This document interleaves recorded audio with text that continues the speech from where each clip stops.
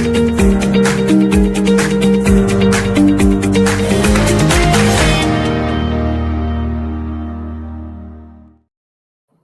good morning, everyone, and welcome to the only podcast in existence today that actually begins on time, the Energy Reality Podcast, which now it seems to be endorsed by E&E News of all things, and I will talk about that later in the show.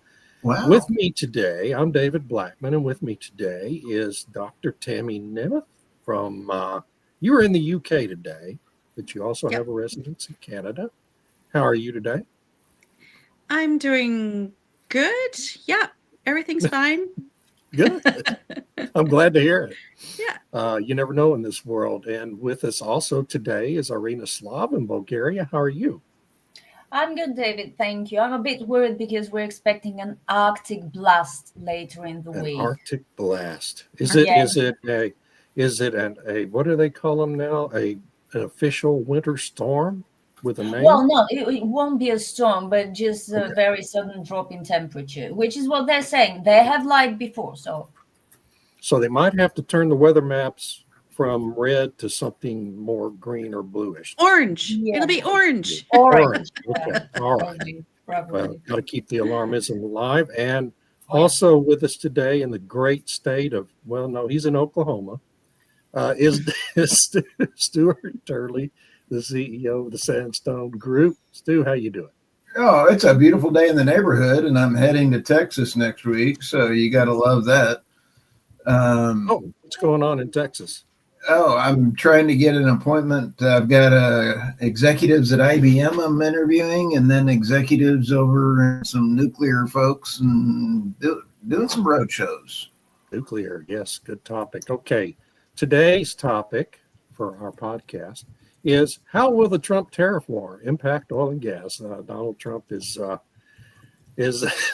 setting the world on fire with invoking tariffs and rescinding them and making deals and invoking more tariffs and rescinding them and making more deals, and everything changes from week to week. And what I think made the decision for us to go to this topic was a piece at Reuters, which made it seem like, anyway, that the Trump's tariffs on steel and aluminum, which he invoked last week and might rescind today before this show is over, is going to raise costs for U.S. energy firms. And Reuters wants you to believe it's going to be a huge cost increase for U.S. energy firms.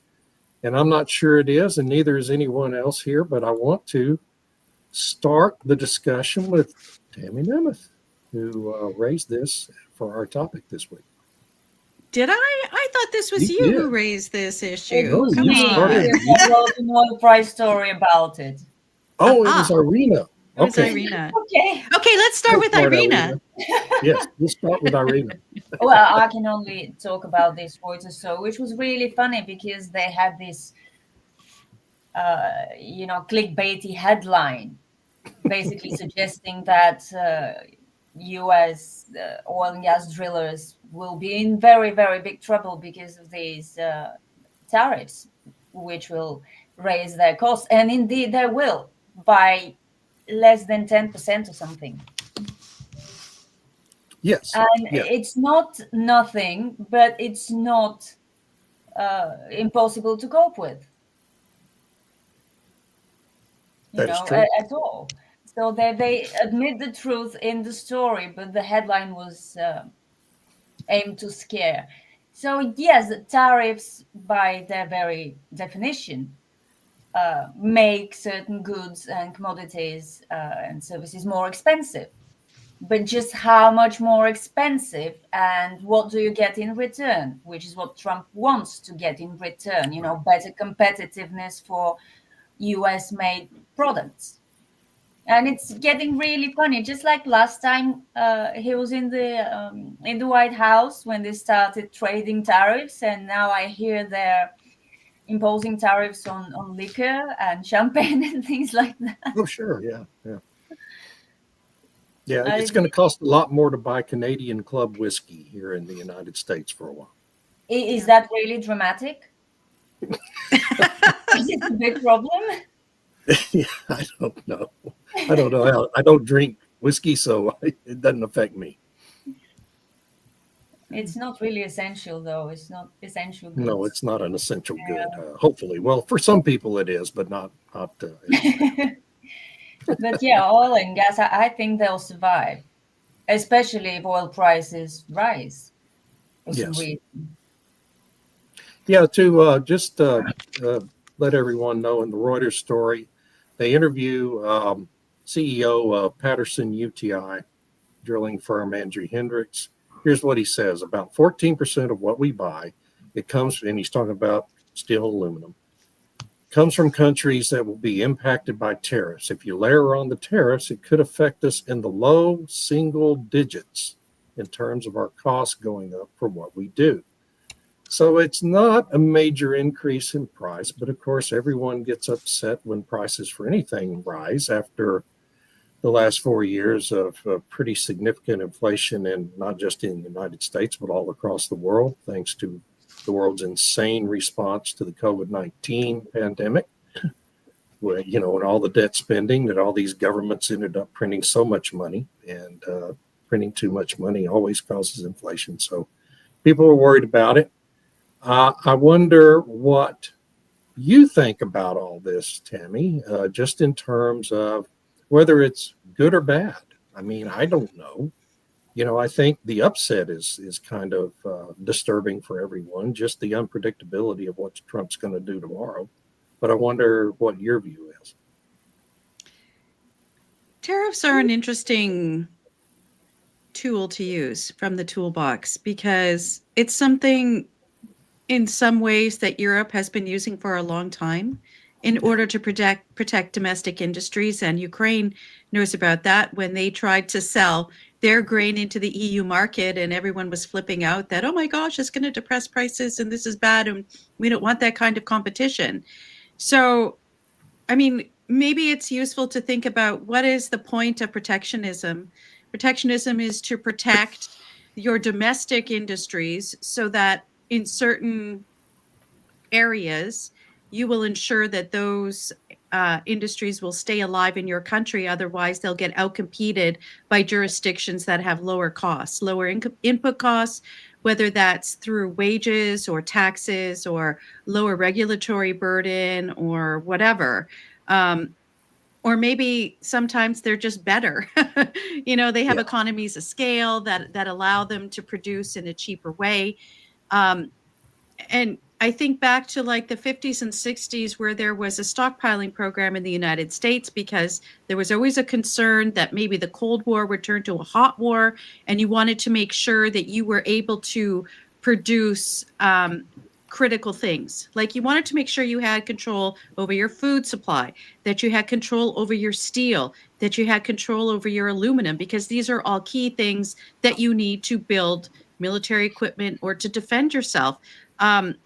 And there was a time when they continued that. And I would say after 9/11, there was a renewed interest in this kind of attitude where you got to make sure that things are key industries are still able to survive in your jurisdiction. And then it disappeared.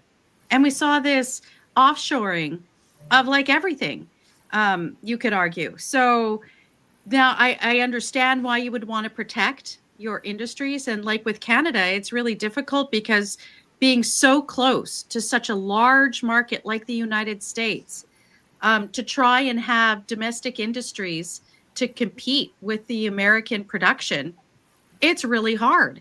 And which is one of the reasons why we had the Auto Pact in the 1960s to try to rationalize the auto production. It's why we negotiated the free trade agreement in 1988 and then moved on to NAFTA when Mexico was pulled in.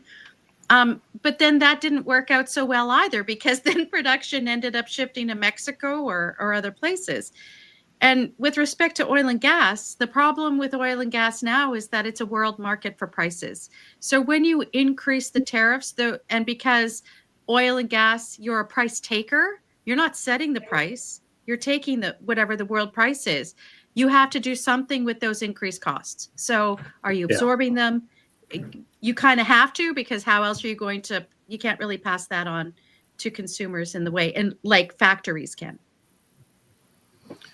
No, that's right. I think that's all correct. And, one thing that worries me about it, of course, is the history of tariffs and trade wars globally is you look back on the Great Depression and how it all came about. The United States was in the process of recovering from the first, the stock market crash of 29.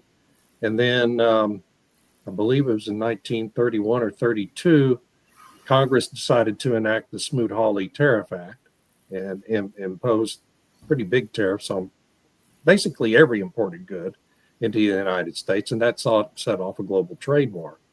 And suddenly the recovery that had just begun ended, and we went into an even deeper recession that turned into a decade-long depression.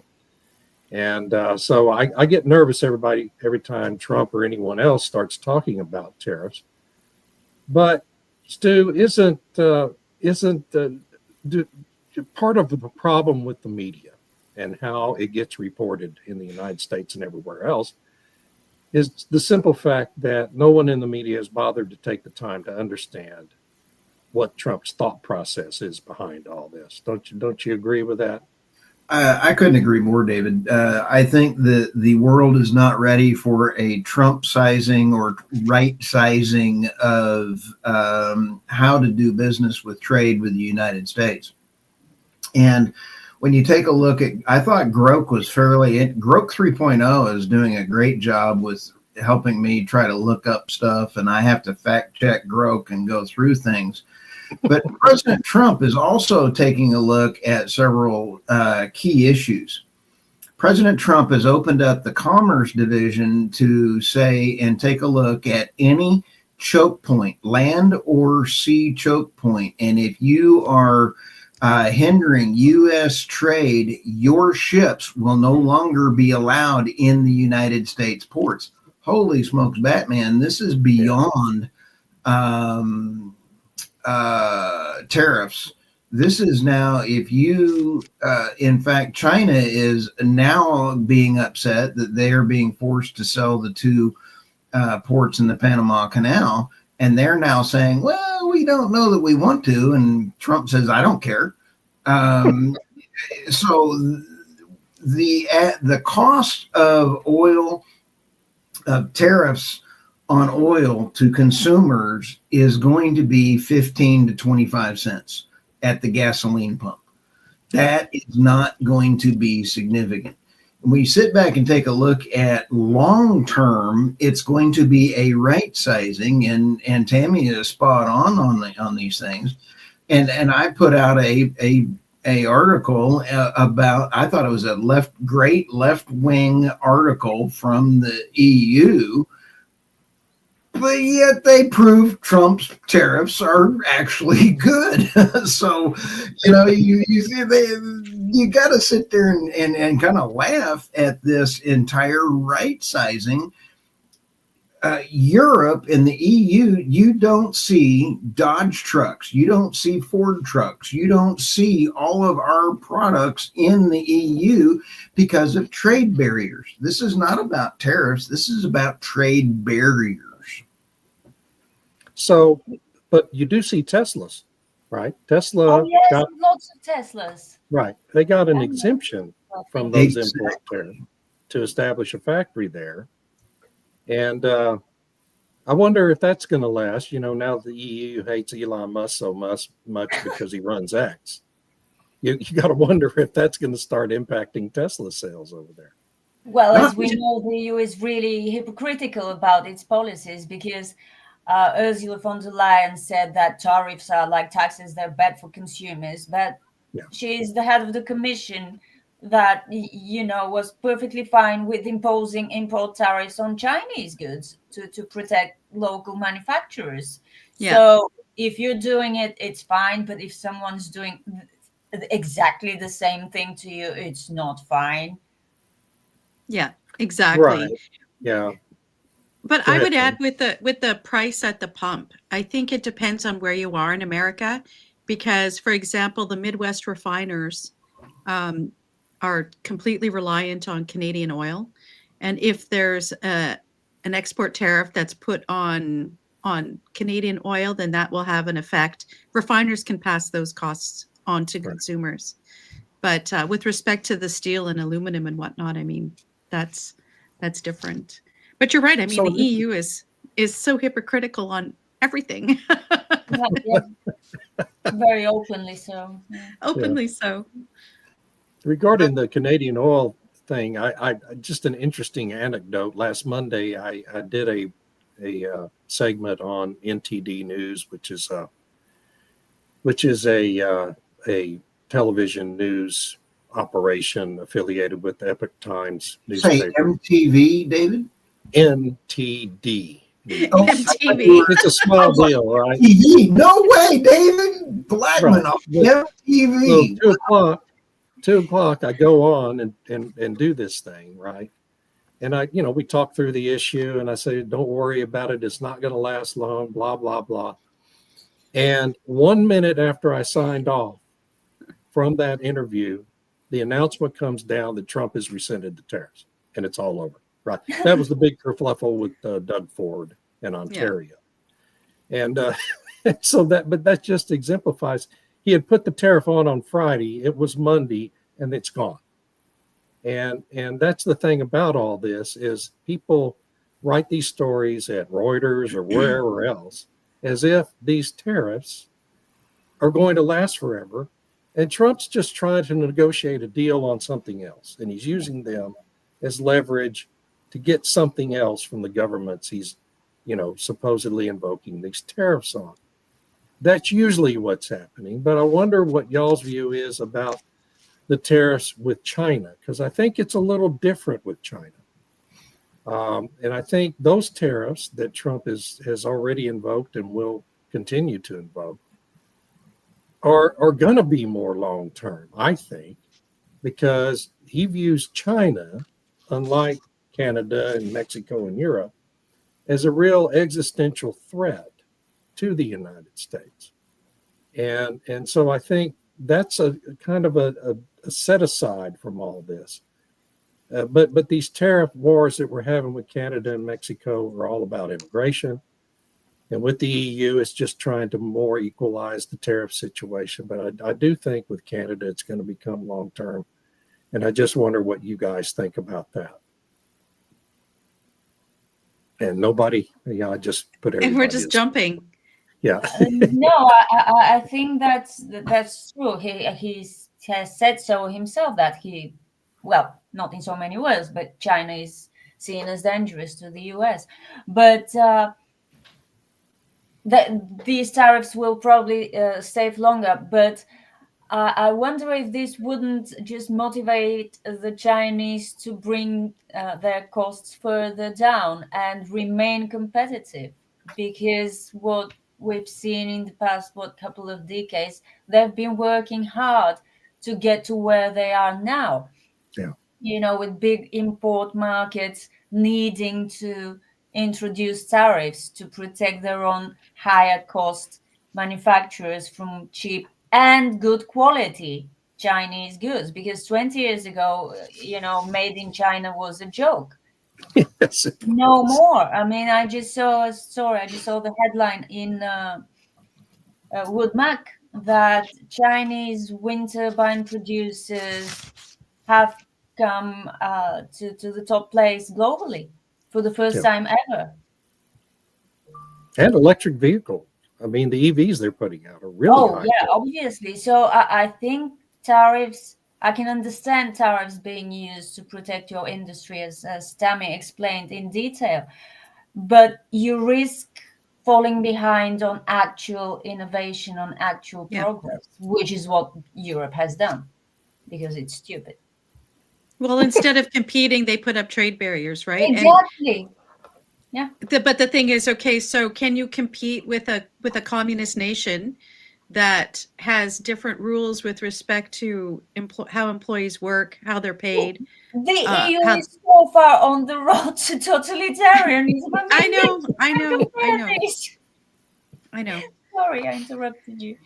No, that's okay. I agree. The thing is, so instead of competing, it ends up becoming this, I don't know, you put up all these trade barriers. But to go back to what David was saying, one of the disturbing things is that Trump, what he's doing, and with respect to Canada, is that what's been lost in the narrative is what it's for. And everybody is getting all fired up about, oh, well, we're going to take American items off the shelf and da da da. It's like, okay, but what are you actually doing about the border? What are you doing about foreign interference? Because we had an inquiry that really said nothing. And it's this kind of open secret that there's a great deal of foreign interference, particularly from China, amongst various MPs and potential candidates running for federal parliament. And that's really disturbing. So it's kind of like we're all of that is lost in the tariff discussion about what is it supposed to do? Is it supposed to shut Canadian factories down and everything just gets made in the US and we're supposed to just buy from America? I mean, if it's about the border, if it's about foreign interference, and that affects the whole fentanyl thing and all that, then they need to be saying that over and over again, but it's not. All the focus, the air's out of the room. It's all about the tariffs. And if I could speak to Gail's comment there, where she mentions that this market is really important, and that in order Canada to maintain good relations with the U.S., it should have done the right thing and meet the 2% of GDP for NATO. Mark Carney, the new Liberal leader who's not elected yet, he said that maybe they'll reach the 2% by 2030. But today, they're talking about canceling the Canadian contract for F-35s. We've already spent tens of millions of dollars on this contract. Now his first destination today is Paris, where he's going to be talking to Macron. Macron has been pushing the EU to stop buying American military equipment by French. So what does that mean then for Canada? Is he going over there to say, because the article today was saying that Canada should get rid of the F-35 contract and find a different supplier. We've already spent so much money. And I said to a friend, well, basically, we will reach our 2% of GDP NATO commitment by canceling contracts all the time, and we'll get nothing for it at the end of the day. So it's like spending money is one thing, but you actually have to get something useful in return. And just to wrap up with the F-35 comment, this was a contract that they first started in 2010. We're not expected to see an aircraft until next year. So it's been 15 years and we've got nothing.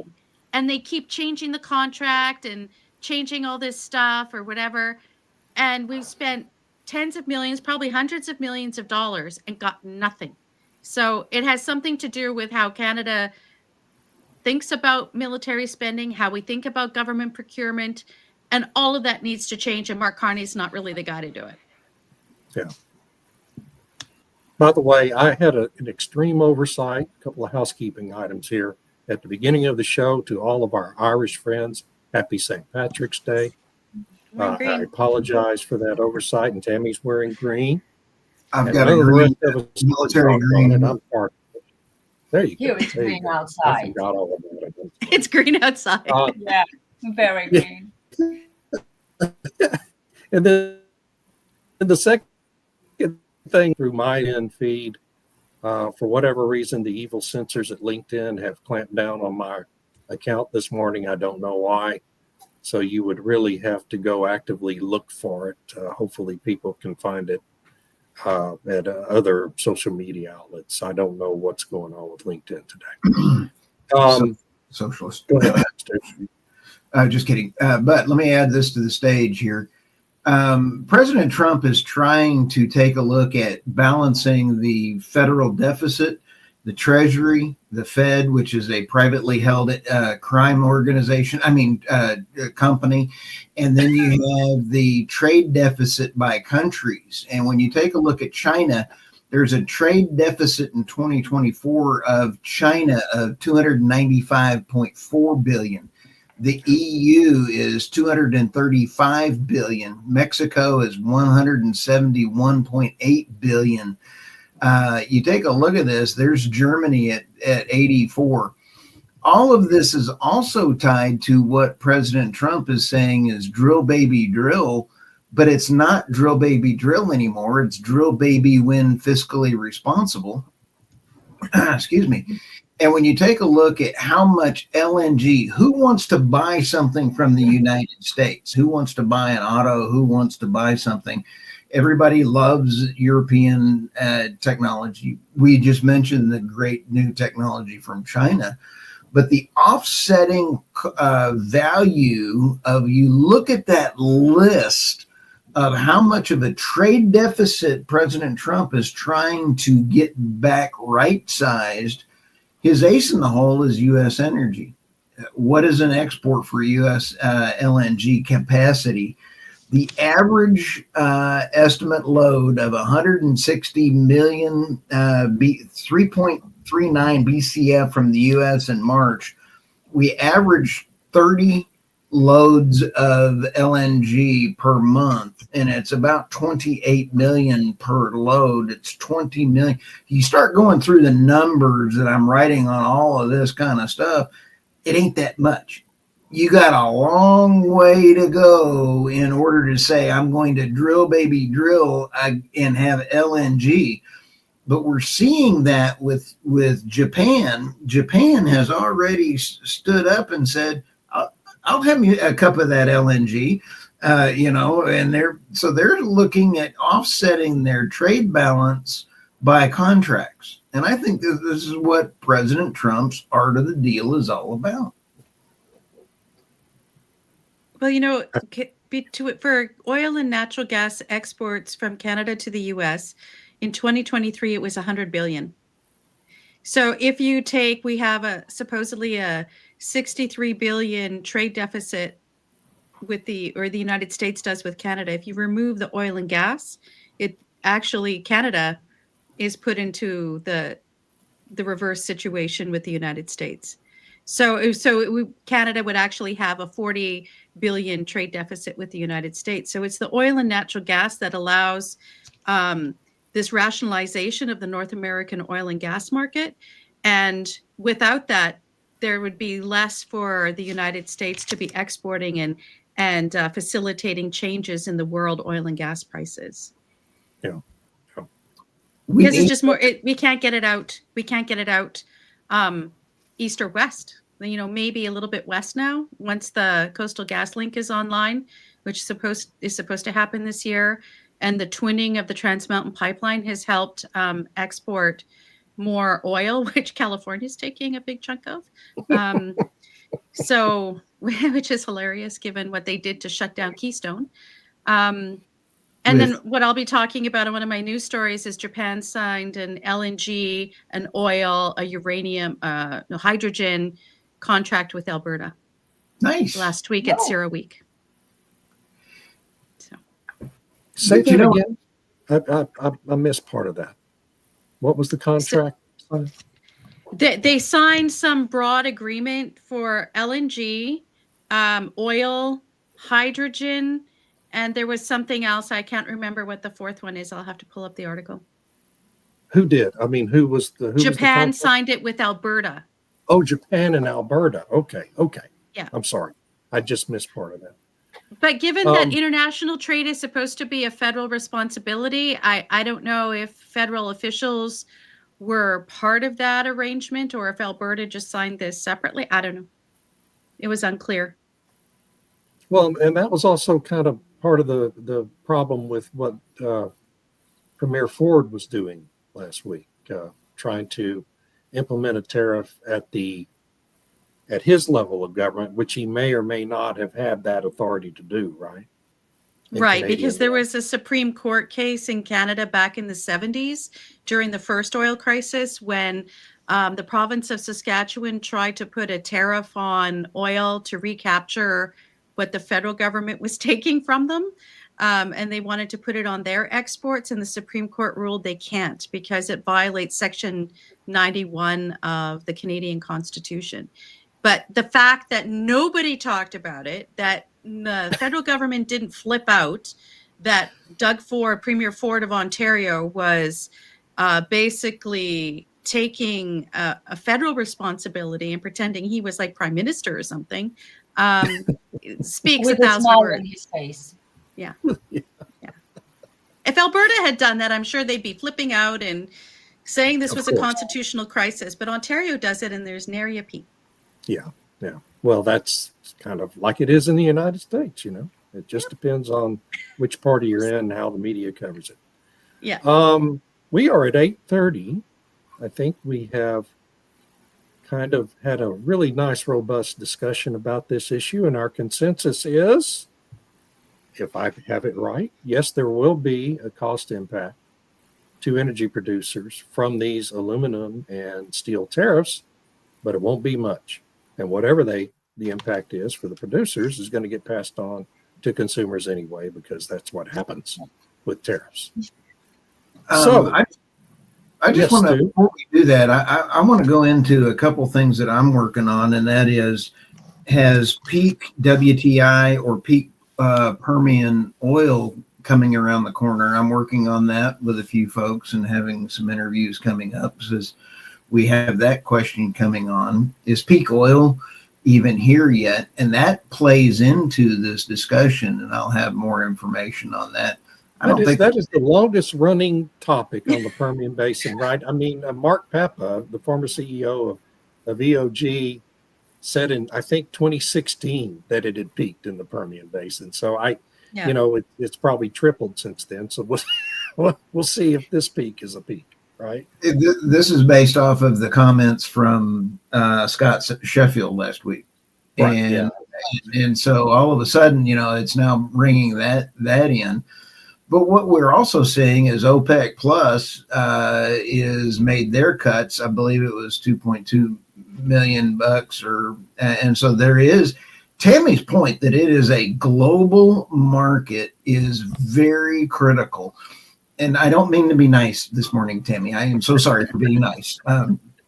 But when President Trump last week pulled Chevron out of Venezuela, I want to stand up as an American and say, I want to buy Canadian oil sands before I buy Venezuelan oil. Please, right. Mr. Trump, President Trump, if you're listening, let's try to figure this bad dog out. Okay, I'm going to shut up. Thank you very much. No. Thank you. Solid points, Stu. I've heard there's issues with the Saudi oil fields. Yep. But that's kind of been circulating for a long time. So yeah, that goes back to Twilight in the Desert.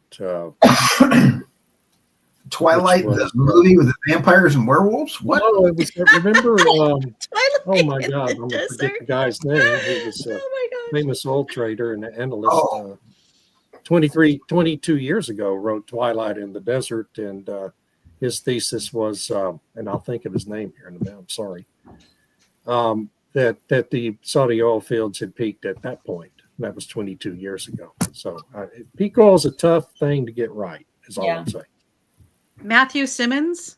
Matt Simmons, yes. Oh my God. I can't believe I couldn't remember his. Anyway, we were working together on a project back then and had dinner one night, and the whole dinner was him explaining to me why he was right about Saudi Arabia and everybody else was wrong. And he wrote that book. It was about to come out then.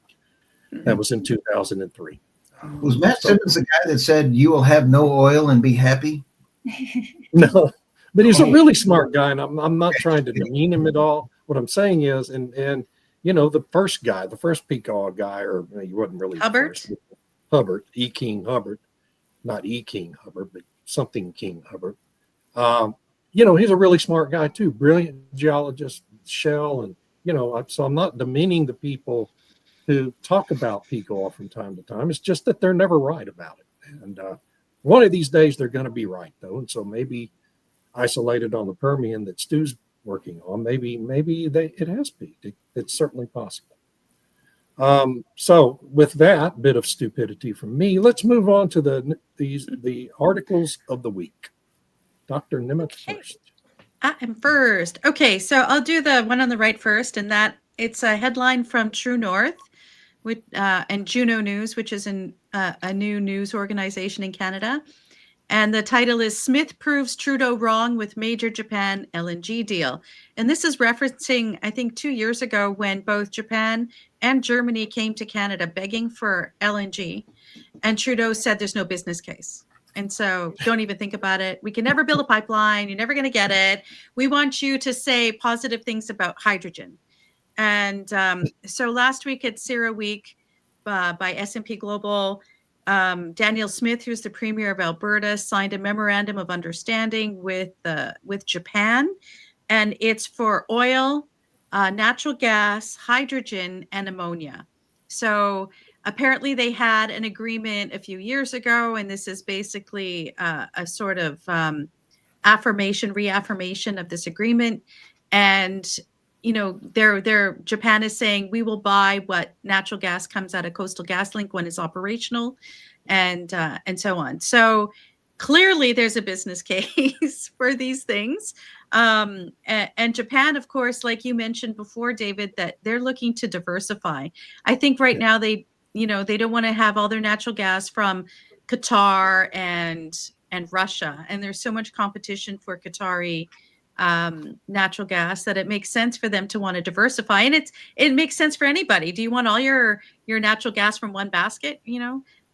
So yay, that's something good. Proves Trudeau wrong, of course, and we'll see if Mark Carney doubles down on his climate thing and puts more regulatory roadblocks for oil and natural gas development. He says he wants to keep the emissions cap, which basically is a production cap in Canada. So we'll see. And then the other one, this is a really interesting article.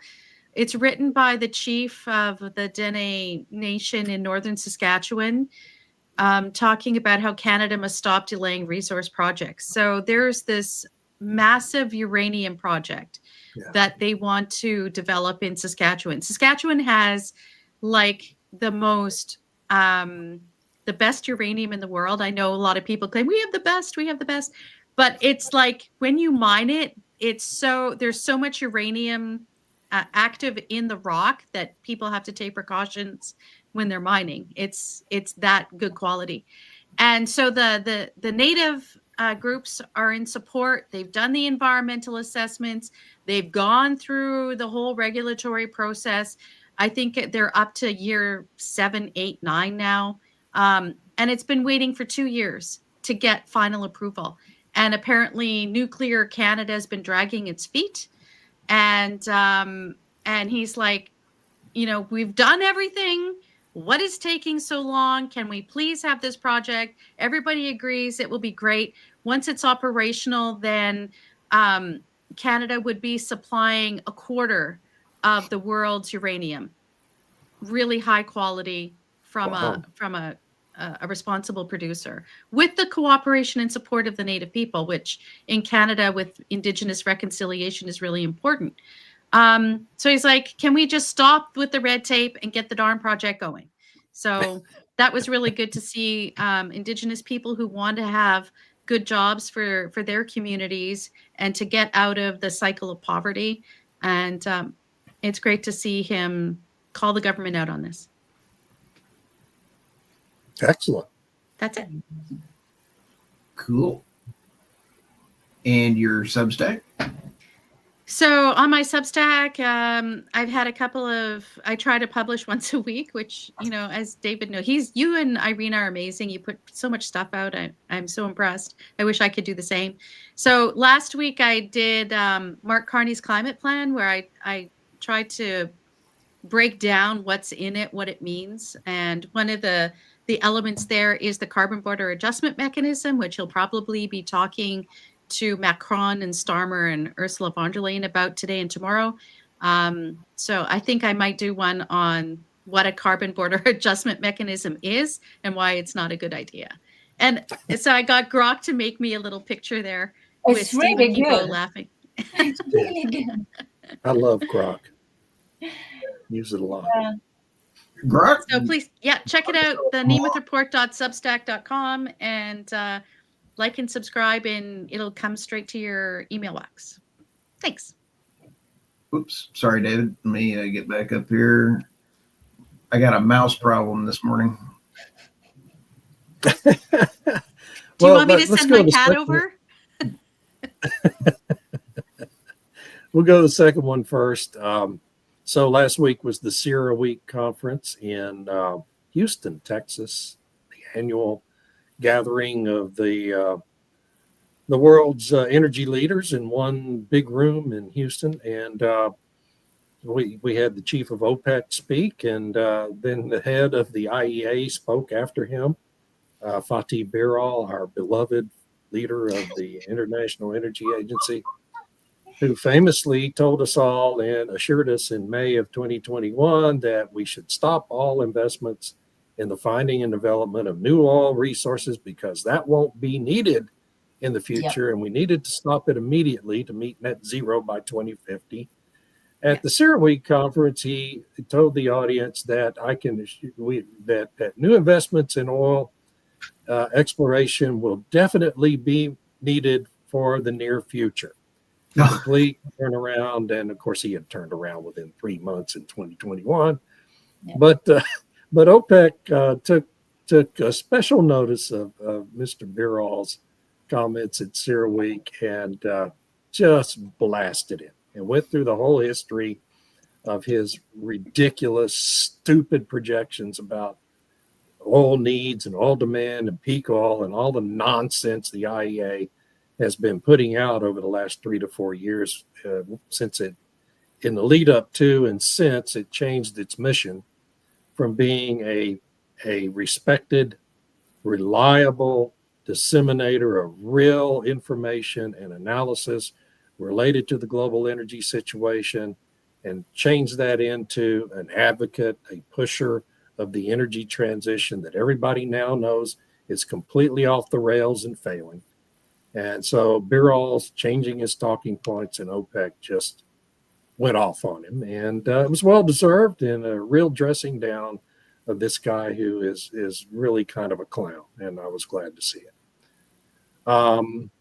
Second one is even better. I mean, I think it's even better than that, because here at the Energy Realities podcast, we have been talking about the real reality of this energy transition for more than 3 years now, and with the constant theme that this energy transition is not possible, net zero's not attainable, it's going to fail, it's destiny, and it's because of physics and thermodynamics and a bunch of laws that aren't just suggestions about energy. So E&E News is Energy and Environment News Service that is affiliated. It was bought out by Politico a few years ago. And it's a very pro-transition operation, but good people, and they generally do a pretty decent job in their reporting. But I just had to laugh because on Friday, they published a report that's about CERAWeek that says energy transition goals surrender to energy reality at CERAWeek. Wow. Literally using our talking point in their headline. And that was gratifying and hilarious in a very unintentional way. And I just want to congratulate the editors and writers at E&E News for coming to the position where we've been for more than 3 years now here at the Energy Realities podcast. It's good to see you all coming over to the dark side at last. And that's Yes, all I it got. takes guts to do this in this Yes, day it and age. does. Well done, It actually Peony. does. Yeah. Because the editors at Politico didn't want them to do that. So They're trying to did get take some- money because they lost all their USAID money. So now they Right. need to get Yeah. subscribers. They have a real problem with funding. So maybe they're gonna just turn the whole operation into a fact-based operation like the IEA used to be. We can Oh always my hope. gosh. Imagine that. Imagine that. Oops, sorry. Speaking of mouse, There's my Substack. Oh, the energy meme of the day. Yeah, that's you are the carbon they want to reduce. We all know that's true. I'm at davidblackman.substack for politics and blackman.substack for energy. Energy Transition Absurdities is the name of my Substack, and welcome Readers there. It's All right. awesome. As Tammy says, I'm prolific, if nothing else.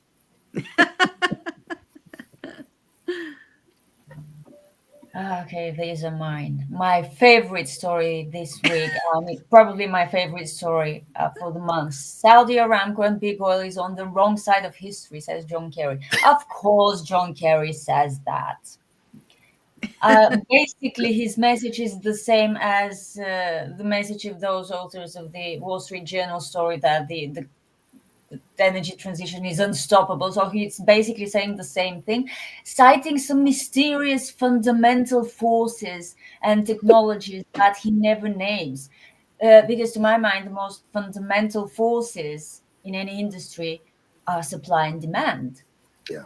But he probably means some other forces. And he even claimed that the transition is failing because Trump, obviously, and big oil is intimidating everyone else into, wanting more oil and gas.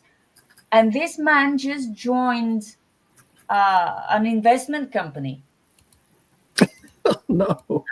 a transition-focused investment company. So obviously, you can't trust anything that comes out of his mouth.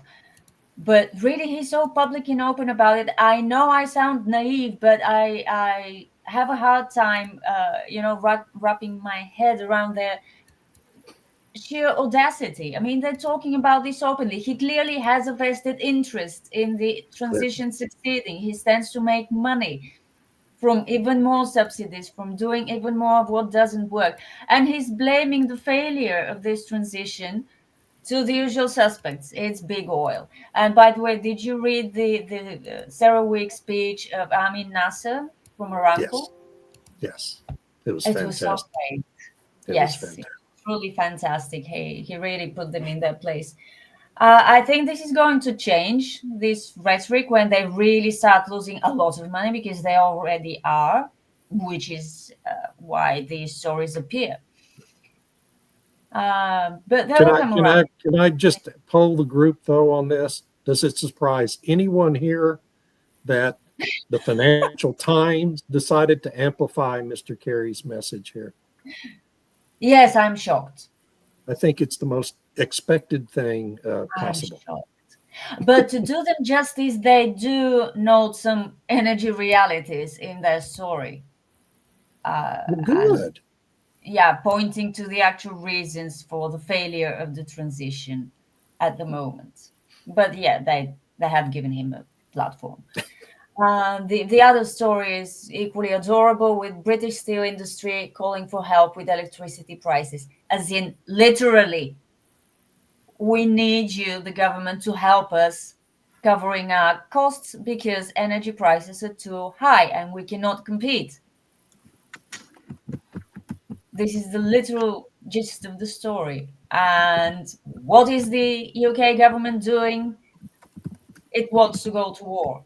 Yeah, that would help the steel industry, I expect, in a way, but it would do nothing about their energy costs. So I don't think that's the kind of help they're looking for. But they're openly asking for help. And this is really important because, help me, Tammy, steel was one of the industries that the Starmer government focused on in their recent plan, or plan for a plan to support local industries, as in essential industries. Can you hear me? I don't think she can hear me. But I think the steelmaking was part of their industrial plan, the plan to revitalize local industries.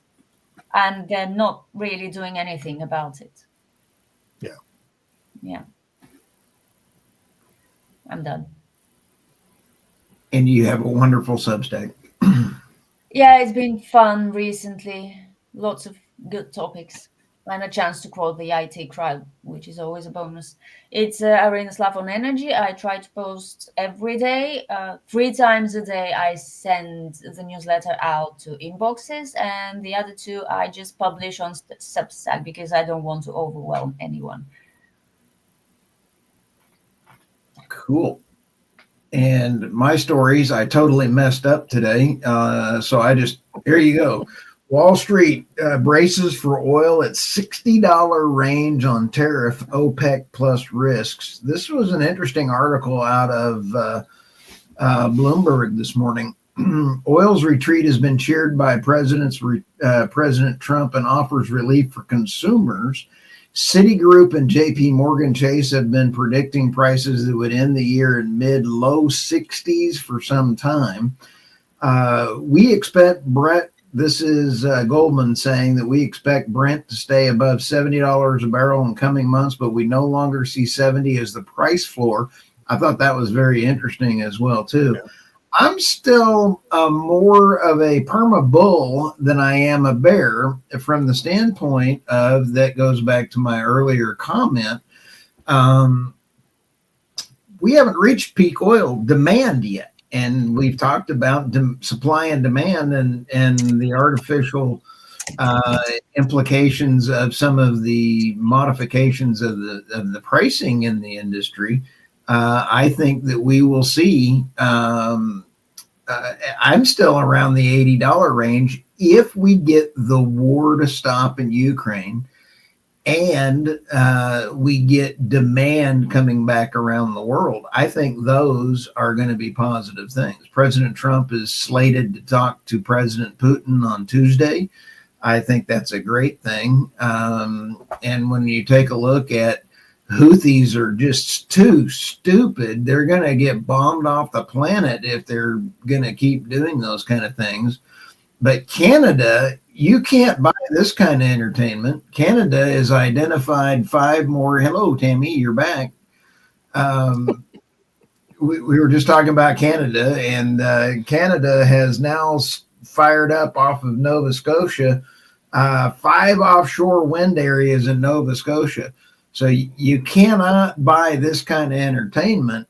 But what I'm seeing around the world is more and more LNG pipelines.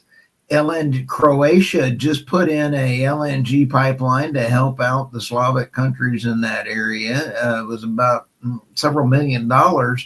And when you take a look at the import facilities for LNG, and then the ships that are being built and LNG powered, it's very impressive to see the bunkering facilities around the world. LNG is not going away anytime soon. I see LNG and compressed natural gas as increasing share. Oh, sure. Yeah. That situation with shipping fuel is really interesting because, they forced everyone to adopt a new cleaner diesel 5 years ago now, I think. Yep. And LNG was having a hard time competing with it initially. But now over time, you're seeing more and more of these ships being built to be run on LNG. And it seems to be becoming more of a fuel of choice in that sector. So that's really interesting.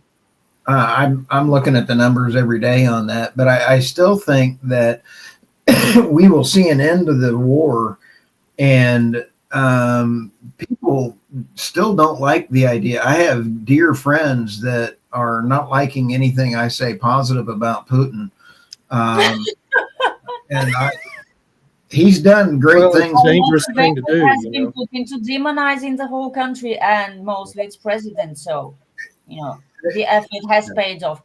You have to admit, President Putin, by increasing his GDP by 4% last year, countries would kill for 40% GDP growth. President Putin did not really, he had the last 3 times Russia has been invaded has been through Ukraine. That was a very important point. And then when you sit back and take a look at, I will be glad at the end of the war. But one of the funniest articles was, that was out there was the cost of ignoring geopolitics got a real big upstore off my Substack. And I guarantee you that I think the EU is so far left that I don't know that NATO or the EU will survive. They may not survive in their current form. in their current form. Yeah. Yeah, well, they really, really need a war, because otherwise all of their citizens will realize just how incompetent and destructive their policies have been. Yeah. That's Well, why they and think really need a war. Right. Well, not only that, so all those auto manufacturers that were being put out of business because of the high prices and the EVs coming in from China, they're being Sorry, I gotta retooled to go. produce. Bye. Sorry. Bye. That they're being retooled for defense production. Yeah. So that kills two birds with one stone. They make the employees happy in Germany and France or whatever, and they get to become a war machine. It's Yeah. 1940 all over again, right? Yeah. We have to sit back and wonder whether or not, is it a cat or is it a dog? Is it the left or is it the right? Who's picking the fights on all these kind of things? And I got this great man tag me on this one. So is it a dog? Is it a cat? Is it left? Is it right? Okay.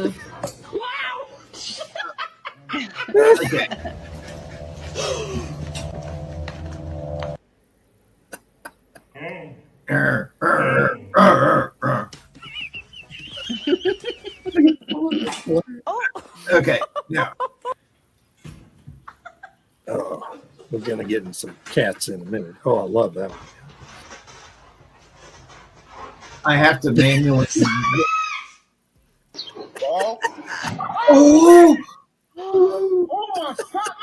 Now somebody, anybody, everybody scream. I am not getting a husky. Oh, are you okay? Watch out, watch out, watch out, watch out.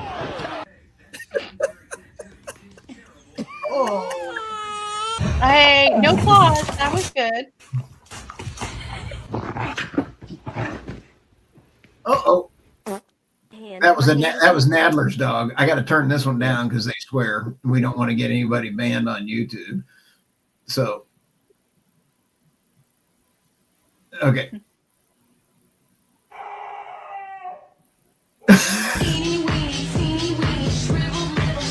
Okay, there we go. So now, is the left whining over the energy policies like a cat smacking that baby?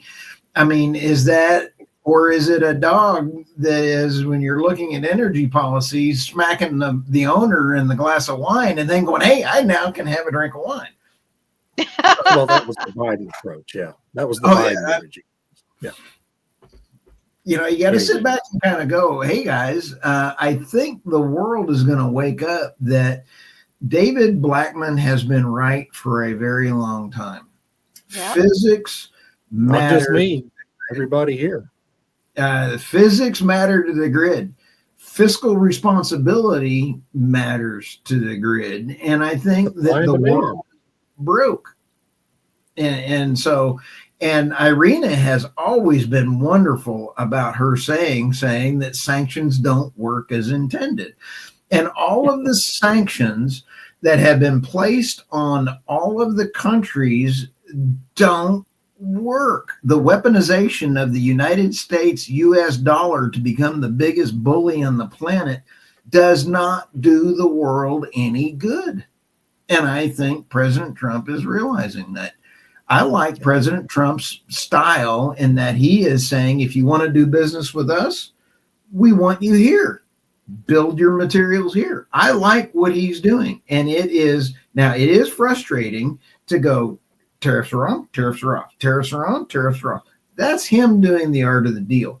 He is still missing important, critical geopolitical information for how to do business in the European Union. And that is frustrating to me, to be over here kind of watching what's going on. He needs some different people in there. Just thought I'd say that. Yeah. Okay.